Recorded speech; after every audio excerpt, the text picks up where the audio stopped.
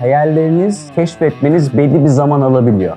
Ve bu zamandan sonra nereye yönelmek istediğinizde bazen dibe düştüğünüzde karar veriyorsunuz. Motivasyon dışarıdan verilmez. Motivasyon kendi içimizde olan bir şeydir. Yarın bu dünyadan gittiğimizde ben ne bıraktım, ben ne yaptım diye ben şahsen kişisel olarak anılmak isterim. Türkiye'nin ilk smokehouse yani tütsü evini İzmir'de açmaya karar verdim.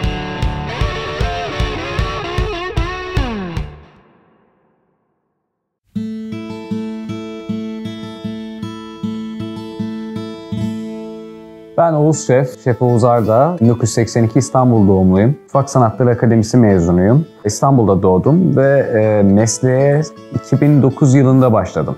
Dedem mesela İstanbul'a ilk döner takan adam Sirkeci'de. Anne aşçı, anneanne evin en güzel aşçısı, her evde olduğu gibi zaten. Ardından bunlarla büyüyünce buraya yönelmeye başlıyorsunuz. Fakat hayalleriniz, keşfetmeniz belli bir zaman alabiliyor. Ve bu zamandan sonra nereye yönelmek istediğinizde bazen dibe düştüğünüzde karar veriyorsunuz. Aslen ben mühendislik okudum. Bilgisayar mühendisliğinde çok yapmak istediğim şeyler vardı. Fakat bilgisayar mühendisliğinde benim zamanımda mühendislik adı altında yapılan şeyler, okulda öğretimdeki şeyler daha çok yine matematik, fizik ve benzeri şeylerdi. Fakat üniversitede bunları görmek istemiyordum. Artık ben başka şeylere dalmak istiyordum. Böyle bir eğitim sistemi olmadığından dolayı bu eğitim sisteminin bana uygun olmadığına karar verip radikal bir kararla üniversiteyi de bıraktım. Çeşitli GSM operatörlerinde, IT operatörlerinde, IT sektöründe çalıştım. Fakat sonra dediğim gibi 2009'da bunu bıraktıktan sonra asıl istediğimin daha yaratıcı olduğum, ayakta bir iş yapabildiğim ve burada daha çok şeyleri keşfedebileceğim bir yeri arıyormuşum aslında ve bunu fark ettim. Ve ardından Mutfak Sanatları Akademisi'ne yazıldım. Hayallerimin aslında başlangıç noktası burası oldu. 2016'da radikal bir kararla İzmir'e taşındım. Ve cebime koyduğum, biriktirdiğim bir miktar parayla ben ne yapabilirim diye düşündüm. Türkiye'de neler yapabilirim gıda sektörü üzerinde, restorancılık üzerinde şef olarak. Aslında ben İtalyan lezzetleri üzerinde benim master'ım. Ben James Italian'dayken de, yurt dışındayken de genelde İtalyan lezzetleri üzerine çalışıyordum. Fakat İtalyan lezzetleri üzerinde Türkiye'de bir referans aldığımda %6'lık bir popülasyonun makarna ve İtalyan lezzetleri tükettiğini fark ettim. Bu direkt olarak kazanç için, bir restoran kazancı için Türkiye'de yeterli bir istatistik değildi. Açıkçası bizde böyle bir kültür oluşmadığı için böyle bir restoranı açma fikri, yapma fikri benim için rafa kalktı ondan sonra. Ardından yaklaşık bir sene boyunca kendi Ar-Ge'sini yaptığım ve neden Türkiye'de yok, neden yapılmadı, neden yapılmıyor şu anda dediğim bu low and slow dediğimiz tütsüleme metodunu keşfettim.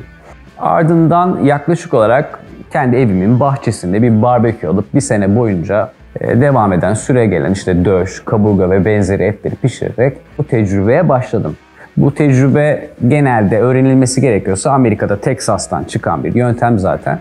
Bütün Amerikalıların arka bahçesinde, kendi barbeküsünde olan bir onların tradition'ı diyelim.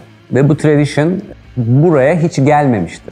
Bizde daha çok işte tandır ve benzeri benzerlik gösteren pişirme metodları vardı. Fakat tam Amerikan bir metodu kimse yapmamıştı. Bunun nedenlerini araştırdık. Çünkü etler çok fazla fire veriyorlardı müthiş derecede. Bu firelerin hesaplanması, Türkiye'deki satışa uygunluğu ve benzeri şeylerin araştırılması gerekiyordu. Bu süreç bir sene kadar sürdü. Ve ardından bir karar alıp bunu projelendirip Türkiye'nin ilk smokehouse yani tütsü evini İzmir'de açmaya karar verdim. 30 metrekare bir dükkan.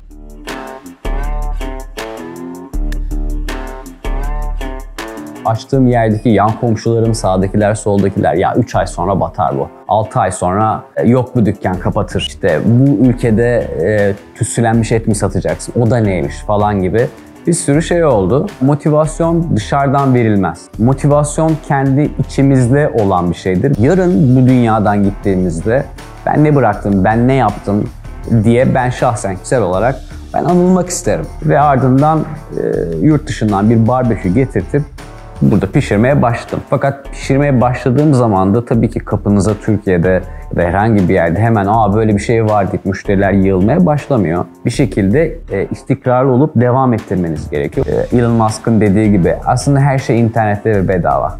Her şeyi araştırıp görebilirsiniz. Bana çok sorular soruyor. Şef işte Amerika'da mı öğrendin? Şef nereden öğrendin? Nasıl yaptın? Aslında bütün öğrenmek istediğiniz şeyler şeflikle alakalı. Aslında internette, tarifler de her yerde. O yüzden bana kalırsa şefin en önemli olayı denemek, vazgeçmemek, her tadı tatmak sürekli, her şey hakkında ufak tefek bilgi sahibi olmak ve bunları birleştirip güzel şekilde harmanlamak. Sonra 3. aydan sonra yavaş yavaş misafirler daha fazla gelmeye, kulaktan kulağa daha fazla duymaya başladılar. Ve 6. aydan sonra küçük sıralar oluşmaya başladı restoranda. 18-20 kişilik falan da restoran, 30 metrekare bir yerde. Önümüzde de 3-4 masa falan koyuyorduk. Sonra bir baktık dolmaya başladı. Hiçbir zaman ortağım yoktu. Tek başımaydım. Minimum sermayeyle yapmaya çalıştım her şeyi. O yüzden 30 metrekare küçük bir dükkanda minimum riskle aslında çalışmaya başladım. Fakat aldığım yine atıyorum 100 bin lira da olsa, 200 bin lira da olsa, 300 de olsa bir riskti.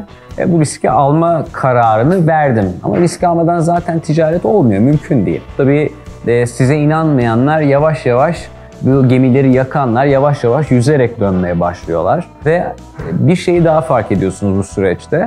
Öğrenmeye devam etmeniz, vazgeçmemeye devam etmeniz, ben başardım asla dememeniz ve kendinizi restoran içerisinde, yani menünüzde de neler yeniden denenebilir, neler yapılabilir, neler sürekli pushlanabilir, bunu asla vazgeçmeden devam ettirmeniz gerekiyor. Yani benim restoranım artık oldu falan demeniz gerekmiyor. Bana kalırsa Türkiye'de açılan bir yerin kalıcı olabilmesi için en az 5 sene başarıyla tamamlaması gerekiyor. Yaklaşık 2 sene sonra bu sistemi tamamen oturttuğumuzda o zaman şubeleşme kararı aldım.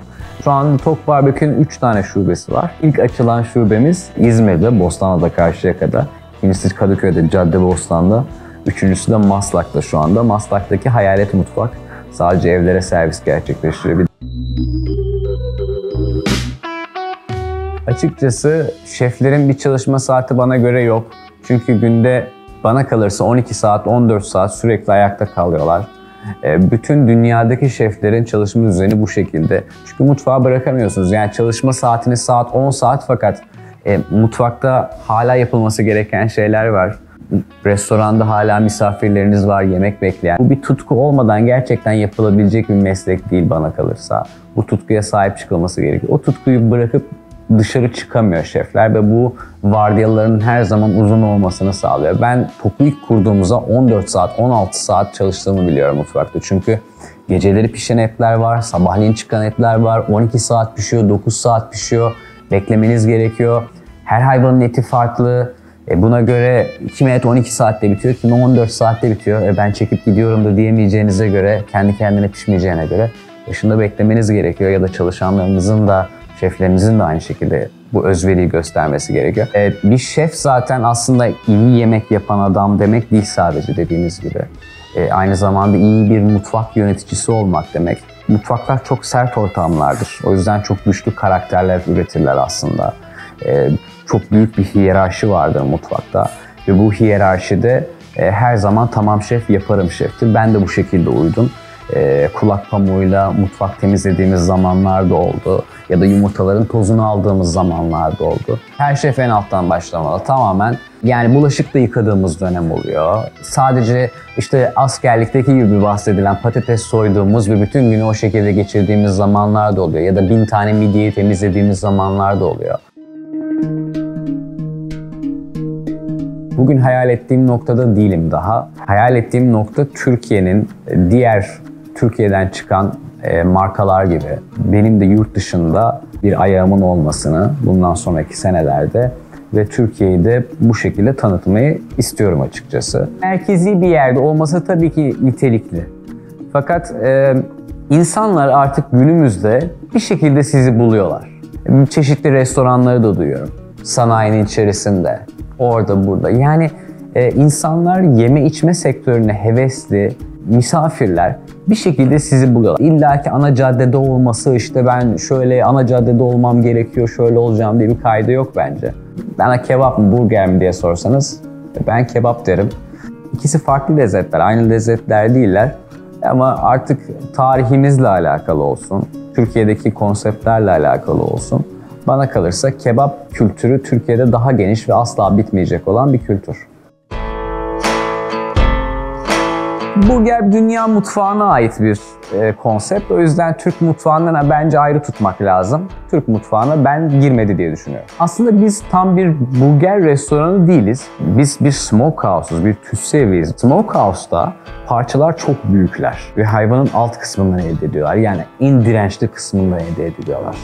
Ve bu dirençli kısım müthiş bir kas yapısının olduğu yerden geliyor. Ve bu kas yapıların aralarındaki bağ dokuları çok uzun zamanda fakat çok düşük ısılara maruz kaldığı zaman bu sefer 12 saat, 16 saat, 9 saat belli başlı sürelerde hayvanın etinin kilosuna ve kalınlığına bağlı olarak piştiğinde size lokum gibi bir et keyfi sunmaya başlıyor. Bunlar steaklerden çok farklılar. Çünkü steak tamamen dişe gelen bir yemek kültürü. Fakat smokehouse'da yediğimiz etler daha böyle Türkiye'deki tandıra yönelik, daha böyle odun aromalarının yüksek olduğu etler oluyorlar. Aralarında bayağı ütopik farklar var.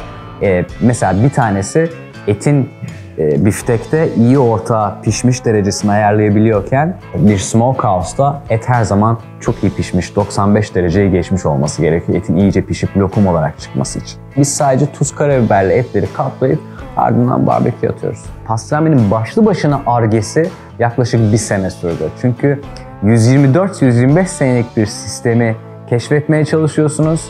Her denediğiniz eti yapmak 2 hafta sürüyor en az. Evlatlarımı ayırt etmek istemiyorum. Ama bana kalırsa ben tat profili olarak tatlıcıyım. Yani tatlı şeyleri çok seviyorum. O yüzden pastrami benim favori etlerimden bir tanesi. Soslarımızı kendimiz üretiyoruz. Acı soslarımızı da kendimiz üretiyoruz. Bütün soslar ev yapımı. Mesela sosisimiz de var. Sosisimiz de ev yapımı. Hafta içi, hafta sonu ortalama herhalde 300, 400, 500 misafir ağırlıyoruzdur. Günlük değil ama aylık tonajlarımız var. Aldığımız et miktarı ve sattığımız et miktarıyla yani yaklaşık 3-5 ton döş, 3-5 ton kaburga pişirip satıyoruz. Ortalama fiyatlarımız yaklaşık olarak 59-60 lirayla yaklaşık 250-300 lira arasında mixlerle beraber 2 kişilik bunlar değişiklik gösteriyor. Toplamda şu anda yaklaşık 50 tane çalışanımız var. Pişmanlığım yok. Çünkü eğer ki o pişman olup o hataları yapmasaydım bugüne asla gelemezdim. Bu yüzden hataların olması ve pişmanlıkların olması da gerekiyor. Pişman değilim ama hata çok yaptım.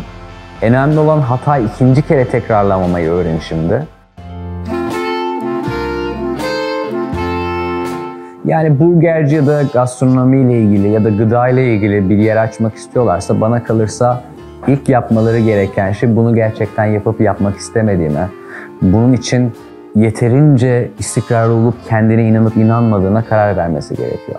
Önce elini masaya koyması gerekiyor. Çünkü bunun onun ne kadar yoracağının bazı şefler bana kalırsa farkında değiller. Fakat bana göre hayallerini gerçekleştirmenin en önemli yanı rüyadan uyanmaktır.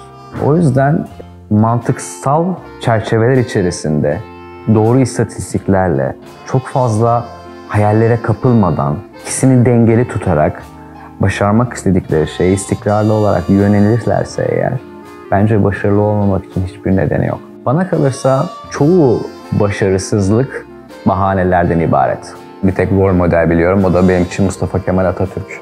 Her zaman da bir şey olduğu zaman ya da yere düştüğüm zaman ya da yorulduğum zaman düşündüğüm bir tek şey var. Eğer Mustafa Kemal Atatürk olsaydı ne yapardı? Vaz mı geçerdi?